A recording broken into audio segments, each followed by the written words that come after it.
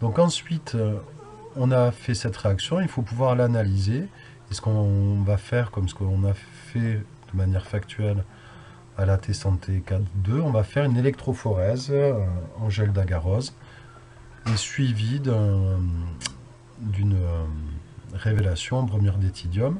Alors ça, on ne l'utilise pas trop au lycée, même plus du tout, parce que c'est hyper toxique.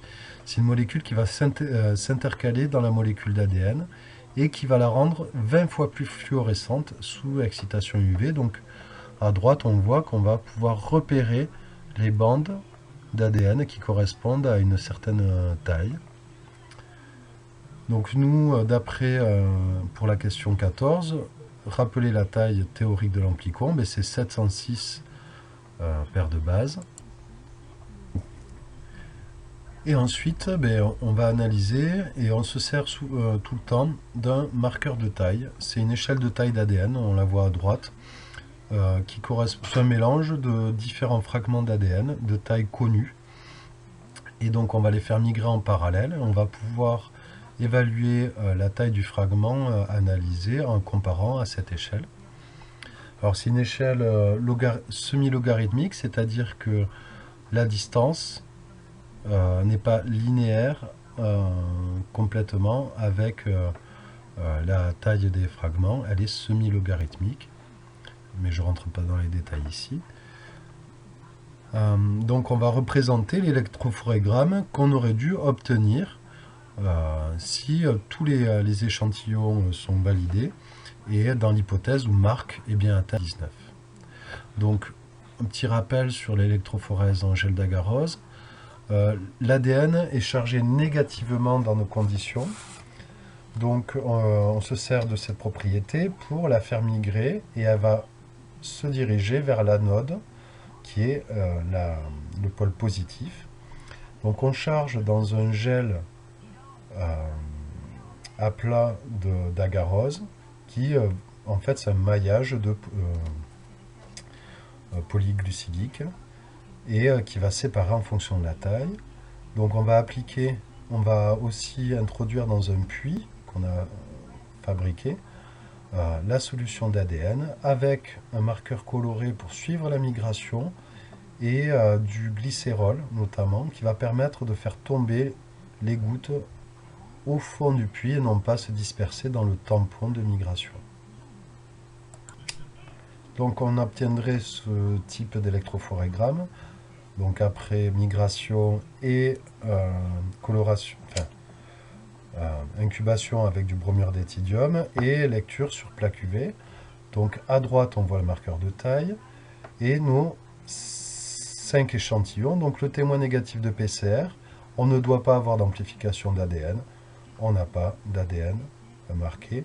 Alors on pourra voir les amorces, mais elles sortiraient vers 20 nucléotides, ce qui est 20 paires de bases, ce qui ne se voit pas sur ce gel, ou très peu. Le contrôle négatif ADN-C, donc l'eau, tout l'ADN-C fait, mais juste avec de l'eau, on n'a pas d'amplification. Témoin de spécificité, donc du SRAS-CoV-V1 au départ, et bien là, on n'a pas d'amplification, donc notre test est bien spécifique, il ne va pas reconnaître le SRAS-CoV-V1. Le témoin de sélectivité ARN de SRAS-CoV-V2, celui qu'on recherche, oui, j'ai bien une amplification, donc c'est bien validé ma PCR. Et enfin, sur l'échantillon de Marc, à partir de l'ARN du prélèvement nasopharyngé de Marc, eh bien, on obtient bien une amplification. Donc il y a bien la présence de SRAS-CoV-V2 chez ce patient.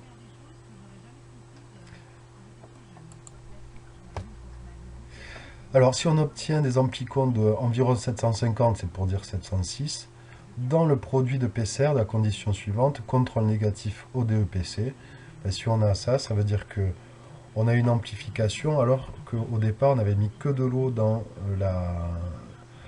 l'étape de reverse transcription. Donc ça veut dire qu'à un moment, il y a eu une contamination par de l'ADN C ou de l'ADN amplifié du coronavirus. Donc toute la manipulation est faussée et il faut tout recommencer. Donc c'est ce qui est indiqué ici, vous pourrez lire. Et enfin, le schéma bilan des différentes étapes du test. Donc là, c'est la synthèse des au moins 3 dernières activités. On a un premier prélèvement. On va extraire et purifier même l'ARN. Donc c'était la T santé 10. La T santé 11, on le reverse transcrit cet ARN en ADN complémentaire, ADN-C. Et enfin, cet ADN-C va être amplifié par PCR. Et cette PCR, on va devoir l'analyser par électrophorèse et révélation. Donc voici un peu les différentes étapes. Et de manière automatisée, maintenant, ça prend environ 3-4 heures. Et même les PCR peuvent être plus rapides selon la taille des fragments amplifiés. Je vous remercie pour votre attention. À très bientôt.